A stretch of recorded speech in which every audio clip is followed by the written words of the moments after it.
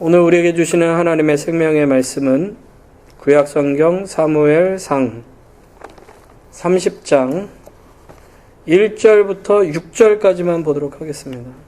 다윗과 그의 사람들이 제3일에 시글락에 이를 때에 아말렉 사람들이 이미 남방과 시글락을 침노하였는데 그들이 시글락을 쳐서 불사르고 거기 있는 대소 여인들을 하나도 죽이지 아니하고 다 사로잡아 끌고 자기 길을 갔더라.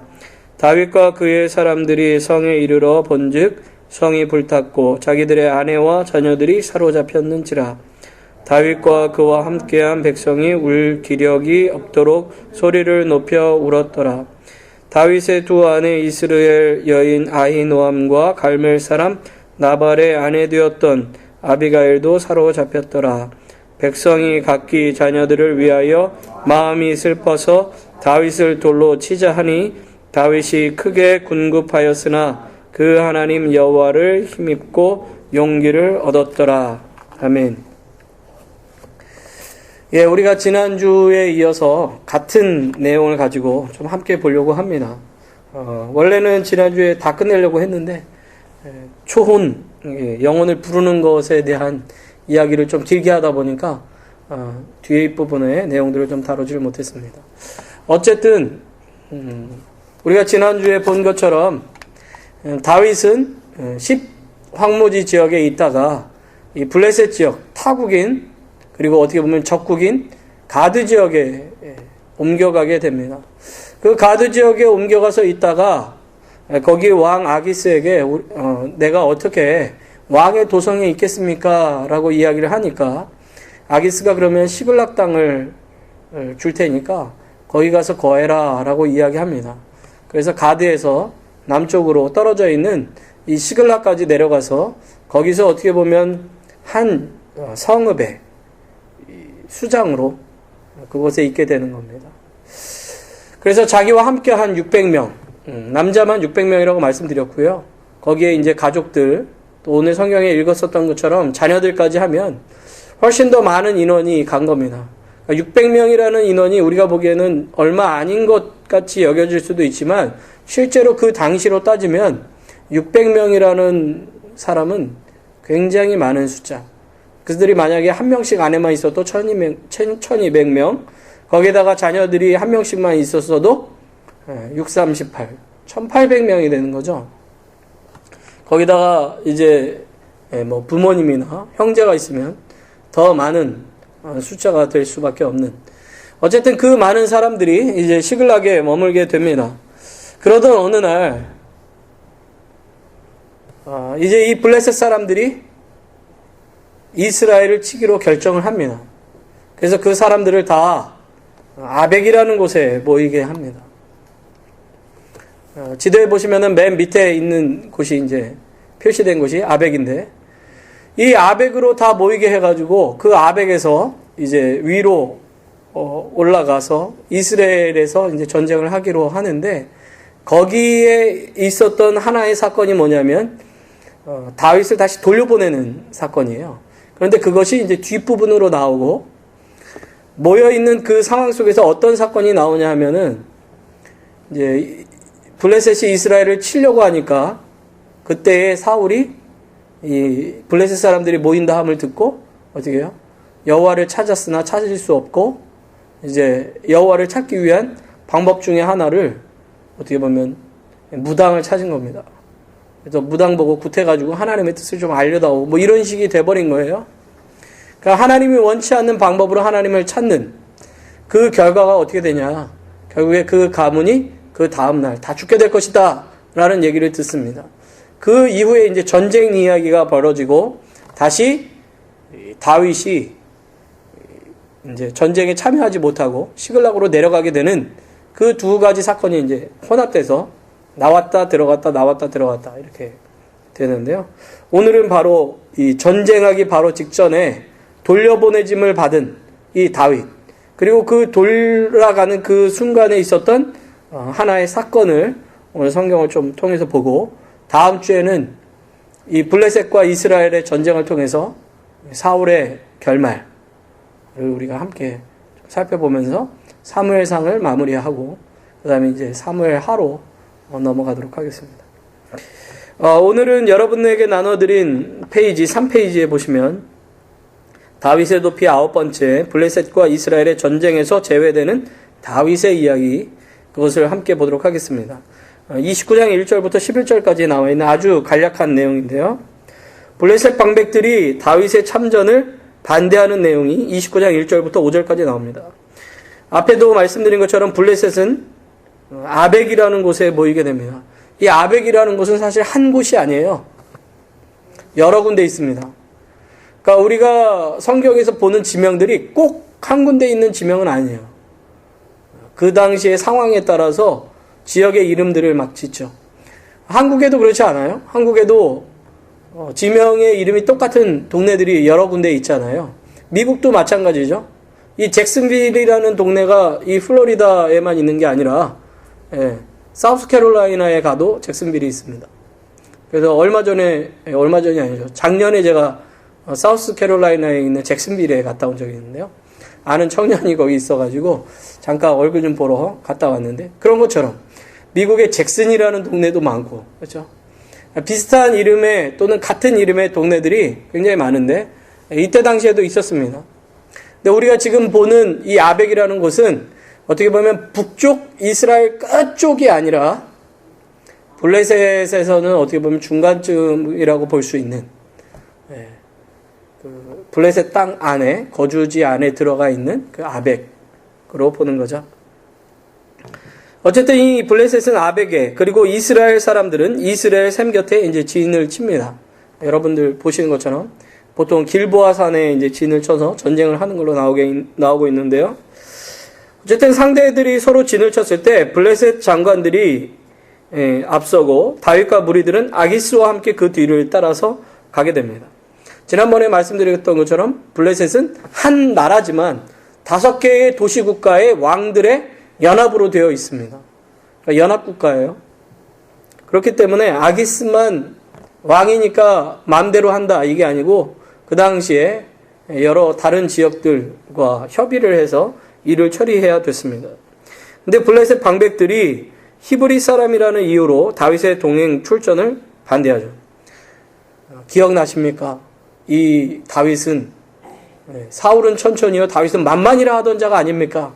이 사람이 우리와 같이 전쟁에 나갔다가 만약에 등 돌려서 우리를 치면 어떻게 합니까? 우리는 결사만 안 됩니다.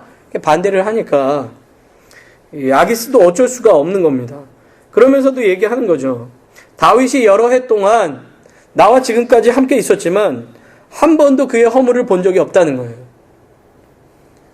그가 나를 배신한 적이 없다는 거죠. 그렇기 때문에 데려가도 된다라고 얘기를 하는 겁니다. 그러나 블레셋 방백들은 다윗이 배반할 것을 염려하여서 출전을 강력하게 반대를 합니다. 아까도 말씀드린 것처럼 블레셋 방백들은 다윗이 얼마만큼 대단한 용사였고 그 힘으로 블레셋을 괴롭혔는가 하는 것을 이야기하면서 절대로 안 된다고 이야기를 하죠. 그래서 29장 6절부터 11절까지는 시글락으로 돌아가는 다윗과 블레셋 군대가 이스라엘로 진격한다 하는 내용을 보여주는데요. 아기스가 이제 그 이야기를 수렴을 해서 다윗에게는 방백들의 의견을 전달합니다. 그래서 돌아가라. 내가 너와 함께 전쟁터에 나가려고 했는데 도저히 저 사람들이 안 된다고 하니까 갈 수가 없겠구나 라고 얘기합니다. 그러니까 다윗이 참전하지 못하게 된 것에 대해서 아쉬워하는 척을 해요. 그래야 되잖아요. 그렇죠? 아이고 잘 됐습니다 이러면 이 녀석이 딴 생각을 갖고 있었구나 이런 생각이 드는데, 아니 내가 무슨 잘못이 있습니까? 내가 지금까지 당신에게 실수한 게 뭐가 있습니까? 저도 당신과 함께 싸우고 싶습니다 이렇게 얘기를 한 거죠. 네 마음은 알겠지만 참아다오 이렇게 얘기를 하는 거예요.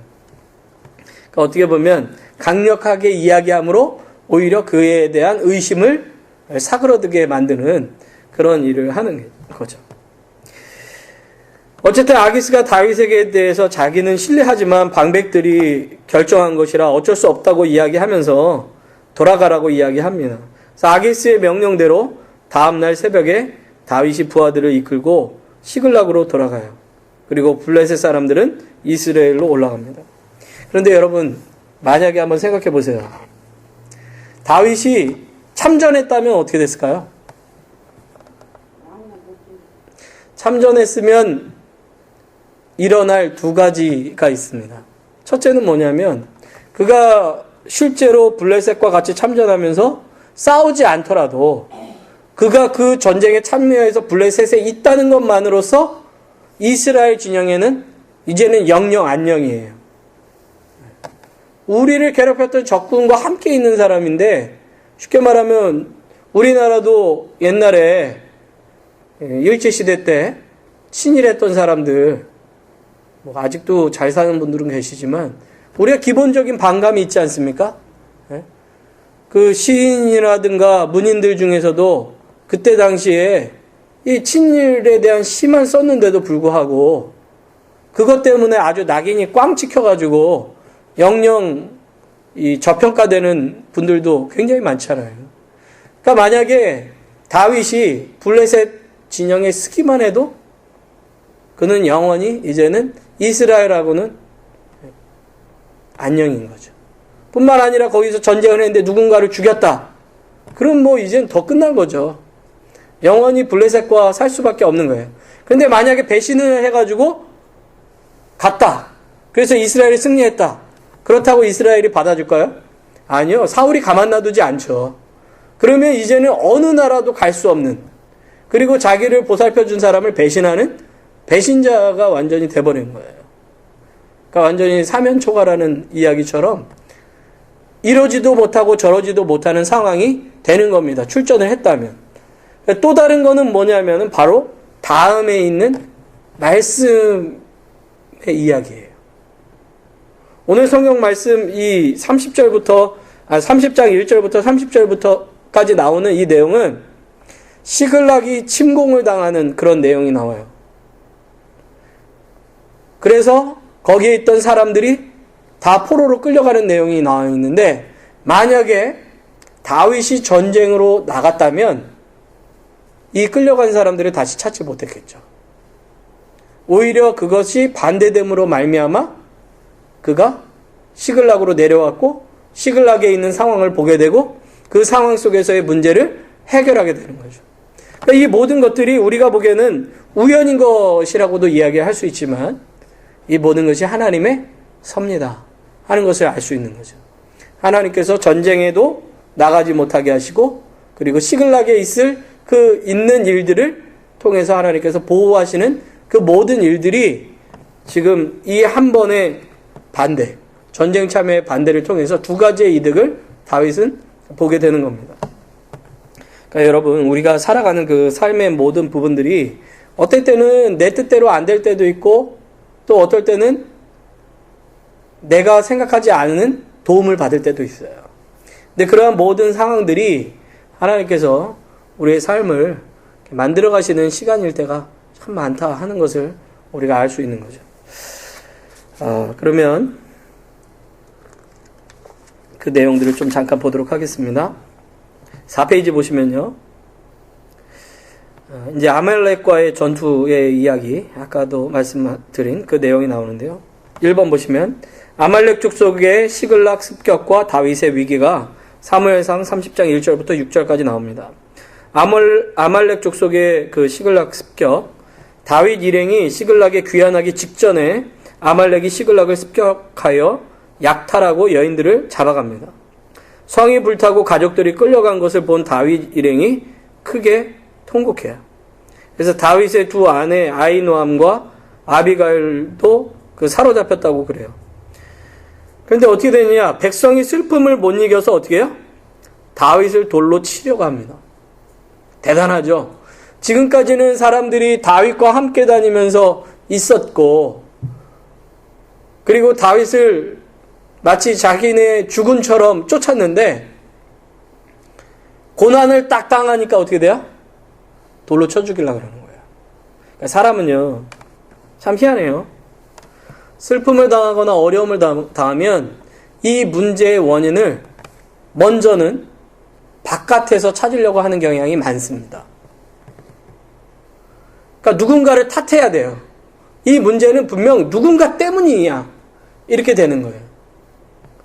특별히 그 리더들은 이거에 표적이 될 확률이 굉장히 많습니다. 어떤 문제가 빵 터지면 이거는 누가 잘못해서 그래. 그런데 그 대부분의 표적은 리더들이 될 확률이 많아요. 그러니까 국가에서 문제가 빵 터졌다. 그러면은 대통령이 욕먹는 거예요. 그렇죠? 학교에서 문제가 빵 터졌다. 이제 선생님이 욕을 먹겠죠. 집에서도 문제가 빵 터지면 부모님, 교회에서는요, 문제 빵 터지면 뭐 장로님이나 목사님이 욕 먹어야죠. 근데 그게 꼭 그 사람의 잘못이 아님에도 불구하고 때로는 그 원인을 사람들은 자꾸 거기서 찾고, 그리고 그 사람들을 비난함으로 내 마음에 위로를 받고 싶어요. 그래서 대부분의 이 어려움을 당한 사람들을 보시면 그게 나 때문이에요. 이런 사람은 거의 없어요. 저 누구 때문이야? 무슨 문제 때문이야? 이럴 때가 굉장히 많다는 거죠. 이게 사람들의 근본적인 모습입니다. 그러니까 이스라엘 백성들이 출애굽할 때도 어떻게 해요? 먹을 물 없으면 누구를 탓해요? 모세를 탓하는 거죠. 모세 당신이 끌고 와가지고. 그 전에 노예 생활할 때는 제발 우리 좀 끌고 나가달라고 그러더니 끌고 나가니까 그 다음부터는 다 모세 탓하는 거예요. 그러기에 우리가 애굽에 있겠다고 얘기하지 않았냐. 애굽에 있을 때는 고기가마 옆에 있었는데 당신 때문에 우리가 나와서 생고생하고 있지 않느냐. 이렇게 얘기를 하는 거죠. 여기서도 마찬가지예요. 아니 전쟁하러 오라 그래가지고 갔어요. 그 이제 그동안 비어 있었겠죠 좀. 그래가지고 아말렉이 쳐들어왔는데 그 아말렉 쳐들어온 게 뭐 다윗이 쳐들어오라 그런 것도 아니잖아요. 그리고 그들도 지금까지 같이 공감했기 때문에 시글락에 머물러 있었던 것이고, 그렇기 때문에 같이 전쟁하러 나간 거잖아요. 그럼에도 불구하고 그 모든 문제를 다윗에게 돌리는 거죠. 근데 그게 그들만의 모습이냐? 아니라는 거죠. 모든 사람들이 이럴 때가 참 많다라는 것을 보여주는 거예요. 그런데 바로 그러한 때에 다윗이 큰 공경에 빠졌지만 여호와를 믿고 용기를 얻습니다. 하나님께서 지금 이렇게 돌아와서 이 상황을 파악하게 해주셨으니까 하나님께서 도와주시겠지. 하나님께서 어떤 길을 내주시겠지. 하나님께서 지금까지 우리와 함께한 사람들과 함께 해주시겠지 하는 얘기를 하는 겁니다. 그러니까 이 다윗이 어떻게 했냐면 이제 사무엘상 30장 7절부터 20절까지 있는데요. 다윗이 여호와께 이제 묻습니다. 그래서 다윗이 제사장 아비아델에게 에봇을 가져오게 해요. 지금까지 물었던 그 에봇을 가져오게 해서 다윗이 여호와께 물어요. 아말렉 족속을 추격할 수 있겠습니까? 없겠습니까? 그들을 따라 잡겠습니까? 어떻게 하겠습니까? 묻죠. 근데 여호와께서 어떻게 해요? 추격이 가능한 것은 물론 잃었던 모든 것을 되찾을 수 있다고 말씀하시는 거예요. 여러분, 사실 어려움을 겪은 건 다윗도 마찬가지 아닙니까?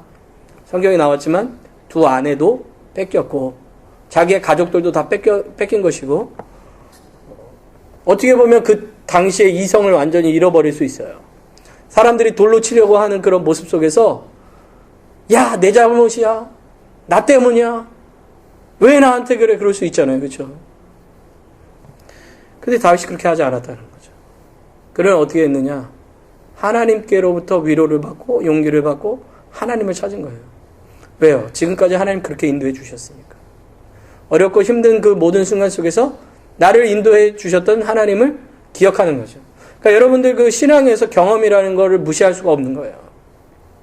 내가 말씀 속에서 봤던 그 하나님이 내 삶 속에서 역사하시니까 그 말씀이 믿어지는 거죠. 그러니까 다윗도 마찬가지예요. 자기에게 말씀하셨던 하나님의 음성이 자기의 삶 속에서 역사하니까 그 말씀을 붙잡을 수밖에 없는 거예요. 그러니까 이 순간에서도 어떻게 해요? 자기의 이성을 잃어버리지 않고 하나님을 찾는 겁니다. 하나님께 묻는 거죠. 그리고 하나님의 응답을 받아요. 그리고는 어떻게 해요? 그 사람들을 추스렸겠죠. 야, 하나님께서 말씀하셨다. 우리에게 찾을 수 있다고 말씀하셨고, 찾을 수 있는 것뿐만 아니라 모든 것을 되찾을 수 있다고 말씀하셨다. 우리 이제 가자라고 얘기했겠죠. 그리고 나서 이제 추격을 합니다. 아말렉에 대한 추격을 개시하는데 600명을 끌고 가는데요. 얼마나 다급하고 빠르게 추격했는지 가다가 200명은 지쳐버렸어요. 200명이 지쳤다는 것에서 이게 얼마만큼 급속하게 빠른 속도로 추격했는지를 알 수 있는 거죠. 그 드라마 같은 데서도 그런 거 보시죠. 막 추격하다가 보면은 막 지치면은 내버려두고 막 또 쫓아가고 그러잖아요. 그런 것처럼. 그래서 부솔 시내라는 곳에 시내에다가 남겨두고 400명만을 거느리고 추격을 하는 겁니다. 아마 200명 다 끌고 갔으면은 못 갔을 거예요. 그런데 지친 사람은 남겨놓고 지치지 않은 사람만 데려가는 거죠. 그런데 들에서 사흘을 굶어 기진하고 있는 애굽 소년 하나를 만납니다. 저기 기진에 있으니까 뭐 어떤 앵가보다 하고 대충 지나갈 수도 있지만 추격하면서 실마리를 하나씩 찾아가야 되니까 그냥 지나치지 않고 그 아이를 만나서 음식을 먹여주고 돌봐주면서 그 아이가 어떤 앵가를 물어보는 거예요. 물어보니까 소년은 자신의 애굽 사람이면서 아말렉 사람의 종으로 사흘 전에 병들어서 주인에게 버림받았다고 이야기를 하는 겁니다. 사흘 전에 병들어 주인에게 버림받았으면 지금 먼저 떠난 사람들과는 사흘 길이 떨어져 있다는 얘기입니다. 그렇죠? 사흘 전에 병들어서 버림받았으니까요. 소년이 자기들은 그렛 남방, 유다 남방, 갈멜 남방 및 시글락을 습격했다고 고백해요. 그러니까 그 전에도 이것저것을 습격했고 그것에 성공했고 이제는 마지막으로 시글락을 치고 돌아가는 길이었다라고 얘기하는 거죠. 다윗이 소년에게 아말렉 군대에게로 인도해 줄 것을 부탁합니다. 그러니까 소년이 자신의 생명을 보존해 주는 것을 조건으로 수락하는 거죠. 그러니까 이 소년은 아마 왔던 길, 지금까지 그들이 움직였던 이동 경로를 알았던 것 같아요. 그러니까 그 사람들이 주로 주둔하던 곳. 왜냐하면 아말렉이라는 족속은 어떤 그 당시에도 나라라는 개념이라기보다는 계속 떠돌아다니면서 약탈하는 민족이었어요. 주로 사막 지역에 살면서 어느 한 곳에서 먹고 사는 것, 뭐 농사져서 하는 게 아니라 딱 봐서 저 동네가 오늘 추수를 했다더라 하는 소문이 들으면 그곳에 가서 약탈하고, 마치 옛날에 그 바이킹 있잖아요. 바이킹들이 그랬잖아요. 추운 데 사니까 지금으로 따지면 뭐 핀란드, 뭐 노르웨이, 스웨덴 이쪽 사람들인데 그 사람들이 워낙 추운 데 살다 보니까 농사를 지을 수도 없고 먹고 살기 힘드니까 어떻게 돼요? 바다가 좀 높고 배를 저어서 갈 만하다 싶으면 가가지고 왕창 뺏어오죠. 여자나 또 먹을 것들 다 뺏어갖고 와가지고 하는 것처럼 이 아말렉이라는 족속이 그랬거든요. 말 타고 다니면서 여기저기 빼앗고 하던 사람들인데 그 사람들이 주로 지내던 지역을 이 소년이 알았던 것 같아요. 그래서 자신의 생명을 보존해주는 대가로 그것을 수락해주겠다고 말합니다. 그리고 애굽 소년의 인도로 아말렉 주둔지에 가보니까, 주둔지에 도착한 거예요. 주둔지에 가보니까 어떻게 해요? 수많은 아말렉 족속이 많은 약탈로 인하여 여흥을 즐기고 있는 거예요. 유흥을 즐기고 있는 거예요. 야, 우리가 어디에서 뺏어왔지, 저기서 뺏어왔지, 막 그런 거를 하고 있는 거죠. 그러한 사람들을 이제 치는 겁니다. 갑자기 급습을 한 거죠. 자기네 나름대로는 이것저것을 쳐가지고 다 습격해와서 이제는 끝났다라고 생각하고 방심하고 있는 그 순간 이제 다윗과 그와 함께한 400명이 그곳을 급습해가지고 치는 겁니다. 성경에 보니까 약대를 타고 도망한 소년 400명 외에는 다윗이 하루 동안 아말렉 군대를 모두 쳐서 몰살시켰다라고 나와 있어요. 그런데 다윗이 자신의 두 아내를 비롯해서 아말렉에게 약탈당한 것을 모두 되찾고 양떼와 소떼를 다 탈취했다 이렇게 얘기합니다. 그러니까 빼앗긴 것뿐만 아니라 빼앗기지 않았던 것까지도 더 얻은 거죠. 여기서 중요한 게 있어요. 보통은 혹시 전쟁 영화 같은 거 보셨어요? 전쟁 영화 같은 거 보면은 약탈하는 사람들은요 어린아이나 노인들은 보통 어떻게 하죠? 보통 사내 아이까지도 다 죽입니다. 왜냐? 나중에 이상한 불씨가 될 수도 있기 때문에 아예 씨를 말려요. 그러니까 다 죽여요. 노인들은 필요 없죠. 뭐 다 죽이는 거예요. 그게 보통 누구만 남겨요? 여인들만 남깁니다. 나이 든 여인들도 안 남겨요. 다 죽여요. 자기네들의 부인이 될 수 있는 사람, 성적인 놀이개로 취할 수 있는 사람, 자기의 몸종을 만들 수 있는 여인들, 힘없는 여인들만 남기고 보통은 다 죽여요. 그런데 성경에는 뭐라 그랬죠? 그 사람들의 생명을 다 건진 거예요. 그러니까 이 모든 것들도 뭐예요? 하나님께서 보호하신 겁니다. 그러니까 우리가 그냥 일반적인 시각으로 보면 아우 운 좋았네, 어떻게 남자들이 살아남았지? 할지도 모르겠지만은 이 모든 것들 속에서 하나님께서 보호하시고 그리고 다시 쫓아가서 되찾을 수 있도록 도와주신 거죠. 그러니까 어떻게 보면은 아벡에서 다윗이 돌아온 이 사건은 단순히 전쟁에 참전 안 하는 것을 넘어서서 이 가족들을 다 보호해서 시글락 땅에 온전하게 보호할 수 있도록 하나님이 은혜를 베풀어 주시고 그 길을 인도해 주신 것이라고 생각할 수 있는 거예요. 하나의 역사적인 일이고 하나의 짧은 스토리이지만 이 속에서 하나님께서 얼마나 신실하게 다윗의 삶과 그들의 이 사람들을 보호하셨는가 하는 것을 우리가 잘 알 수가 있는 거죠. 여기서 보시는 지도의 내용처럼 시글락에서 이 아말렉 지역까지 쫓아가서 그 사람들을 이제 다 취하고 그리고 거기서 이제 전리품까지 얻고 이제 돌아오게 됩니다. 5페이지 3번 보시면 다윗의 전리품 분배에 대한 이야기가 나옵니다. 사무엘상 30장 21절부터 30절인데요. 다윗이 전리품을 이제 동일하게 분배하는데요. 피곤하여 부솔 시내에 남아있던 200인이 다윗 일행을 맞으러 나옵니다. 그러니까 그 사람들도 이제 조금 쉼을 갖고 나서 다시 다윗이 있는 곳까지 어느 정도 왔겠죠. 이제 중간에 길에서 만났는데 아주 재미난 내용이 나와요. 다윗과 함께 갔던 자들, 거기에 오타가 났죠. 티읕이 아니라 쌍시옷인데요. 함께 갔던 자들 중에 악인과 비류들이 그들에게는 전리품을 주지 말고 처자식만 돌려주어 보내자고 합니다. 아주 재미난 표현이에요. 뭐가 재밌어요? 저는 그거보다 더 웃긴 게 뭐냐면 다윗의 일행 중에 악인과 비류들이 있었다는 거예요. 재밌지 않아요? 저만 재밌나요? 우리가 보기에는 다윗을 쫓아간 사람들은 뭔가 우리가 처음 봤을 때 어떤 사람들이라고 그랬죠? 마음이 상한 자, 여러 가지로 빼앗겼던 자, 억울함을 가졌던 자, 그냥 단순히 그런 사람들, 착하고 정직하고 그래도 올바른 사람들 중에서 억울함을 당했던 사람들이 다윗을 동조해서 쫓아갔는 줄 알았는데 그 600명의 무리 속에는 악인과 비류들도 있었다는 거죠. 비류들이라는 건 지금으로 말하면요, 건달이라고 얘기할 수 있어요. 깡패.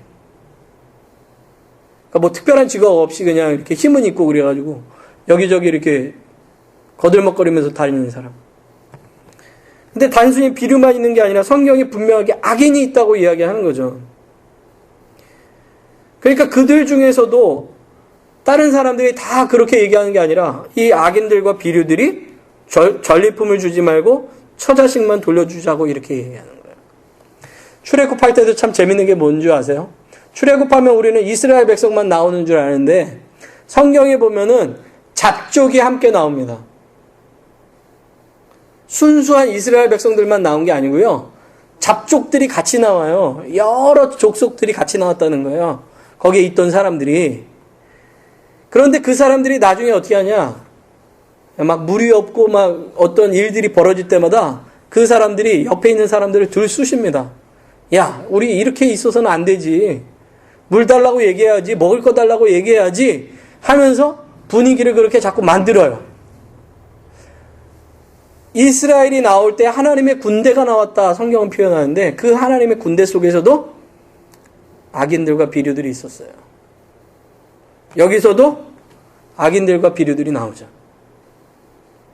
예수님의 제자 중에서도 가룟 유다가 있죠. 그러니까 여러분 우리가 보면은 뭔가 우리가 좋은 의도를 가지고 좋게 뭉치면 거기에 다 좋은 사람만 모일 것 같죠? 야, 그렇지 않다는 거예요. 이 세상에 살아가는 어떤 모임도 완벽하게 착한 사람들만 모이는 모임은 없다는 거예요. 다 문제도 있고요. 그리고 문제를 일으키는 사람도 있고요. 작은 일 하나 가지고 꼬투리 잡는 사람도 있고요. 다 그렇다는 거예요. 그건 어떤 모임이나 그런 거예요. 교회도 마찬가지예요. 모든 공동체가 다 똑같아요. 그런데 그 공동체가 건강하냐, 건강하지 못하냐는 그런 사람을 쫓아내느냐, 쫓아내지 않느냐가 아니에요. 성경에는 한 번도 그 사람들을 쫓아냈다라고 안 나와요. 여기서도 마찬가지죠. 다윗이 그러면 야, 악인 비류 다 나가. 이렇게 하면 되잖아요. 근데 그렇게 안 했어요. 오히려 그 사람들에게 어떻게 해요? 설득하고 그리고 그 사람들에게 이렇게 해야 된다라는 것을 분명하게 이야기해서 공동체를 그냥 끌어갈 뿐이지 그 사람들을 잘라내거나 그 사람들을 비난하거나 그 사람들을 비판하지 않습니다. 오히려 어떻게 해요? 그 사람들도 나중에 한 나라의 백성이 되는 것이고 한 모임의 사람들이 되어가는 거예요. 분명히 나중에도 그렇기 때문에 이 사람들 중에 다윗이 실수했을 때 또는 다윗이 궁핍하고 어려웠을 때 원수가 된 사람들도 있었을 거예요. 나중에 이제 우리가 또 보겠지만 다윗의 아들 압살롬이 다윗을 죽이려 할 때 그 반대편에서는 수많은 사람들이 있거든요. 그 사람들이 대부분이 다윗과 함께 했던 사람들이란 말이죠. 그러니까 그런 것처럼 어떤 모임이나 그런 것이 없을 수 없고 다 있고 그런 사람들도 있다 하는 것을 성경이 우리에게 말해줍니다. 중요한 건 그거예요. 완벽한 공동체를 찾으려면 우리는 찾을 수가 없어요. 우리가 어떻게 해요? 주님 안에서 함께 만들어가는 것일 뿐이죠. 함께 만들어간다고 그러면 완벽해질 수 있느냐? 아니에요. 우리가 죽을 때까지 아마 못할 거예요. 그럼에도 불구하고 우리는 하나님의 뜻에 따라서 살아가다 보면 그 부분들은 누가 만지세요? 하나님 만드시는 거죠. 사실 우리들도 마찬가지 아닙니까? 우리가 어떻게 하나님의 자녀며 하나님의 백성이 될 수 있어요? 성경에는 뭐라고 얘기하는데 우리가 아직 죄인 되었을 때 예수님께서 우리에게 사랑 베풀어 주셨다 그러거든요. 그럼 우리가 어떻게 보면 우리가 하나님의 나라 전체로 보면 우리는 원래 악인들이고 비류들이에요. 우리가. 네. 그렇기 때문에 우리가 때로는 공동체에 우리가 하는 말 때문에 공동체가 문제 생길 수도 있고 내 욕심으로 우리가 공동체를 어렵게 만들 수도 있는 사람들이란 말이에요. 우리가. 저 사람이 아니고 우리가. 내가. 그럼에도 불구하고 하나님은 우리를 택하셔서 우리를 하나님의 자녀로 만드셨고 그러한 우리를 어떻게 해요? 하나님의 사람으로 만들어 가시잖아요. 교회 공동체는 바로 그런 곳입니다. 어떤 사람이 저한테 그렇게 물어봤어요. 제가 전도할 때. 교회는 왜 이렇게 문제가 많아요? 이렇게. 거기 뭐 다 예수님 믿고 뭐 의인이라며 왜 교회가 맨날 싸워요? 제가 전에 있던 교회 그 지역에 어떤 교회가 싸워가지고 문제가 있었거든요. 그 교회 보니까 거기 문제가 있던데 그 교회는 왜 이렇게 문제가 많습니까? 저한테 그러더라고요. 그래서 제가 얘기했죠. 선생님, 이 의인이라는 말은 동전의 앞뒷면 같습니다. 저희는 원래 예수님이 죽지 않으면 의롭게 될 수 없는 악인들이거든요. 그런데 그 예수님께서 우리를 깨끗하게 해주셨을 뿐이지 아직은 그 죄의 습성이 남아가지고 싸우는 사람들입니다. 쉽게 말하면은 교회는 병원 같습니다. 환자들이 오게 됩니다. 그 환자들이 그 병원을 통해서 나았지만 그 전까지는 환자로 또 있습니다. 환자들은 계속 들어옵니다. 그러니까 문제 있는 사람들도 오고 시끄러운 사람들도 오고 그러다 보니까 문제도 때로는 있습니다. 그러나 그런 사람들을 주님께서 고쳐가십니다. 저도 그런 사람이었고 주님께서 저도 그렇게 만들어 가십니다. 선생님도 그런 사람이고 언제든지 주님께서는 기다리십니다. 오십시오. 그렇게 얘기를 했었거든요. 오시지는 않았는데 하여튼 그분이 저랑 얘기는 참 많이 하셨던 것 같아요. 그런 것처럼 교회란 그런 곳이에요. 어느 교회든 문제 없는 교회 없고 문제 다 있을 수 있고 문제가 생길 수도 있어요. 우리 교회도 지금은 문제 없지만 언제든지 문제가 생길 수도 있어요. 그런데 그것을 어떻게 주님 안에서 우리 공동체를 생각하며 만들어갈 수 있느냐, 그게 중요한 거예요. 아, 우리는 문제가 있을 수 있다. 우리는 연약하다. 라는 걸 서로 인정하고 받아들여주고 그러면서 우리가 주님 안에서 그럼 더 멋있게 만들어가자 하면 그 교회는 건강한 교회로 계속해서 발전할 수 있는 거예요. 근데 그게 문제다 하고 그때부터 싸우기 시작하면 계속 싸울 수밖에 없는 교회가 되는 거죠. 오늘 다윗은 어쨌든 그 사람들과 싸우지 않았습니다. 악인들과 비류들이 하는 말 때문에 싸우지 않았어요. 너희들이 왜 악하게 그렇게 얘기해 그러지 않았죠. 어떻게 해요? 여호와께서 승리하게 하셨으니 그 얻은 것은 하나님 안에서 모든 것을 나누는 것이 당연하다라고 얘기를 하는 거예요. 네가 잘 싸우고 내가 잘 싸우고 내가 잘 이끈 것도 아니고 하나님께서 우리를 쫓아가게 해주셨고 쫓아가서 이기게 해주셨고 이겨서 얻게 해주셨고 그래서 그 승리를 우리가 누릴 수 있도록 해주신 분이 하나님이시기 때문에 하나님 안에 있는 우리들은 우리가 한 공동체라면 함께 누리는 것이 당연하다라고 얘기했다는 거죠. 그런데 어떻게 됐어요? 이것이 이후 전리품 분배에 대한 이스라엘의 규례가 됐다는 거죠. 그래서 혹시 몸이 아파서 못 싸우는 사람들도 그것을 참작해서 그 사람들에게 그것들을 함께 나누어 주면서 함께 하나의 공동체가 된 거죠. 아니죠. 이거는 이때 쓰여진 그때를 얘기하는 거죠. 성경이 가장 아름답게 표현하는 공동체가 있어요. 그 공동체가 뭐냐면 초대교회거든요. 근데 초대교회가 완벽했냐? 그 완벽했다라는 건 아니에요. 초대교회도 문제가 많았잖아요. 예. 그 사도들이 과부들을 공개하는 일에 실패해가지고 사람들이 들고 일어났었잖아요. 그런데 문제가 아니라 그때 당시를 좋은 공동체라고 얘기하는 이유가 뭐냐면 유무상통한 것 때문이거든요. 서로 가지고 있는 것들을 함께 나누고 부족한 자들의 것을 채워주는 그게 뭐죠? 다른 사람을 하나님께서 내게 주신 우리 공동체라는 생각을 가지고 나만을 위해서 산 것이 아니라 함께라는 마음을 가지고 살았다는 거죠. 하나님 나라의 공동체라는 마음을 가지고. 그러니까 교회라는 공동체도 마찬가지예요. 여러분 하나님 나라라는 개념은 뭐냐면 하나님이 우리의 왕 되시고 우리는 하나님의 백성이기 때문에 하나님의 뜻대로 살아간다라는 게 하나님 나라에 대한 기본적인 거예요. 그렇기 때문에 다른 사람에 대해서도 차별하지 않고 무시하지 않고 빈부로 서로 사람에 대해서 따지지 않고 많이 배우고 적게 배운 것으로 따지지 않고 서로를 이해하고 용서하고 기다려주고 서로의 필요한 것들을 채워주는 공동체가 아름답다고 얘기하는 거죠. 야고보서를 보면은 그 교회 안에 문제가 있죠. 그 문제 중에 하나가 뭐냐면 잘 사는 사람들이 들어오면 사람들이 이쪽으로 앉으세요. 여기 앉으세요. 상석으로 막 인도해요. 근데 가난한 사람들이 오면 무시하는 거예요. 그러면서 얘기하는 거예요. 야, 배불러라, 배불러라. 그 야고보가 하는 얘기가 그 얘기죠. 가난한 사람에게 먹을 거 없는 사람에게 배불르라 그러면 그게 배불러지냐. 니네가 있는 걸 나눠줘야지 배가 부르지. 추워하는 사람에게 야 따뜻해. 그러면 따뜻해지냐. 따뜻한 옷을 입혀줘야 따뜻하지. 그게 이제 야고보가 하는 그 공동체에게 하는 얘기거든요. 그게 왜 그랬냐면 초대교회의 공동체란 주님께서 우리를 부르셨다는 것을 믿고 서로 나눔이 있는 공동체인데 그게 점점 깨지기 시작했다는 거죠. 빈부 귀천을 따지기 시작했다는 거죠. 우리 교회 공동체도 마찬가지입니다. 오늘 이 내용은 단순히 악인과 비류가 있었고 그것 때문에 문제가 생겼다라는 것을 이야기하는 게 아니라 다윗이 지금 그런 것을 따지지 않고 서로를 평등하게 바라봐주고 그 사람들에게 필요한 것들을 이해해 주었다는 거예요.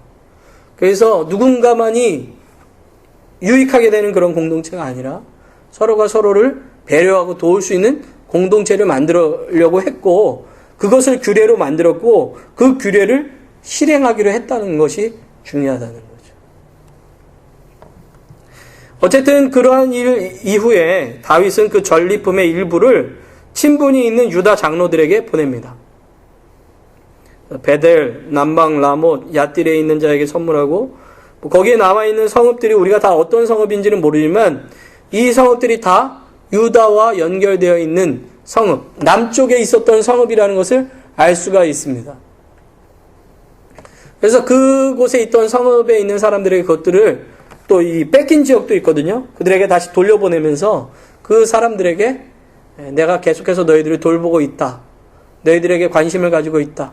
내가 지금 이러한 여러 가지 상황으로 인해서 블레셋에 와 있지만은 나는 유다 족속이며 유다 족속으로서의 자존감을, 그리고 나의 그 신분에 대한 분명한 것들이 있다 하는 것을 가르쳐 주고 있는 거예요. 이것들이 이제 나중에 다윗이 유다의 왕으로 세워지는데 도움이 돼요. 실질적으로. 어쨌든 오늘 성경에서는 우리가 앞에서 말씀드린 것처럼 이 다윗이 전쟁에 참전하지 못함으로 인해서 벌어지는 두 가지 이득. 첫째는 자기의 동족과 전쟁을 하지 않아도 되는 그런 것. 또 하나는 하나님께서 시글락을 다시 찾을 수 있고 하나님께서 그 사람들을 보호할 수 있도록 해주셨던 그 내용들을 함께 볼 수가 있습니다. 그러면서 하나님께서 다윗을 기름 부으시고 기름 부은 다음에 그냥 내비 두신 것이 아니라 그의 모든 여정 가운데 함께 하시면서 그가 왕이 되고 왕국을 이루고 공동체를 이룰 때 어떤 방향으로 이끌어갈 것인가를 다 어떻게 보면 도망자의 생활 속에서 가르쳐 주셨다는 거예요. 어떻게 보면 하나님께서 왜 하필이면은 다윗을 기름 부으신 다음에 도망자로 만드셨을까? 그냥 편안하게 왕 만드셨을 수도 있을 텐데 라는 생각을 가질 수 있지만 그 고난의 세월들이 단순한 고난의 세월이 아니라 어떻게 보면 공동체에 있는 일원들을 이해하고 그러면서 또 어떤 공동체가 더 건강한 공동체인가를 알게 되고 그러면서 또 리더로서의 책임감을 느끼게 되고 또 한 가지 가장 중요한 것은 하나님이 지금도 나를 인도하신다는 것을 알게 해주시는 거죠. 그러면서 앞으로도 내가 왕이 됐을 때 그 나라는 누가 지켜주시고 누가 인도하시고 누가 만들어 가시는 나라인가? 내가 아니라 바로 여호와께서 행하신다 하는 것을 깨닫게 해주시는 거죠. 사울의 실패는 뭐였냐면 하나님께서 왕으로 만들어 주셨음에도 불구하고 내 나라, 내 거라는 생각 때문에 망했어요. 그러다 보니까 하나님의 말씀에 귀 기울이지 않고 자기 마음대로 나라를 다스리려고 했고 하나님이 세우신 자를 오히려 죽이려고 하고 자기 것을 자기가 지키려고 하다가 망한 겁니다.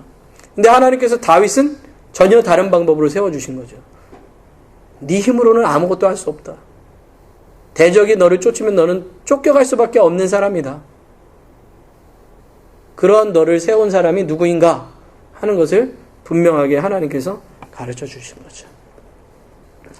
어떻게 보면 고난의 세월을 통해서 다윗은 왕으로서의 자격을 하나씩 갖추어가는 것을 볼 수가 있는 것입니다.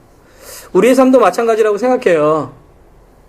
우리가 어떨 때는 하나님이 왜 우리에게 이런 고난을 이라고 얘기하지만 오히려 그 고난을 통해서 우리가 더 하나님의 사람다워지고 교회가 더 교회다워지고 우리의 가정이 더욱 건강해지고 하는 것들을 볼 수가 있는 거죠. 우리의 삶 가운데 함께 하시고 역사하시고 인도하시는 그 하나님을 여러분들이 늘 기억할 수 있게 되시기를 바라고 무엇보다도 오늘 이 어려운 순간에 그 여호와로 인하여 용기를 얻은 다윗처럼 여러분도 여러분의 삶 가운데 어렵고 힘든 일들을 하나님으로 말미암아 힘을 얻으시고 용기를 얻으시고 그럴 때일수록 하나님 앞에 더욱더 기도하면서 하나님 제가 그렇다면 어떻게 사는 것이 하나님께서 원하시는 모습이며 내가 이 상황을 어떻게 대처하기를 원하십니까? 라고 주님께 묻고 하나님께서 인도하시는 그 인도하심을 따라서 하나님의 뜻 가운데 살아가실 수 있는 저와 여러분들이 다 되시기를 주님의 이름으로 축원합니다.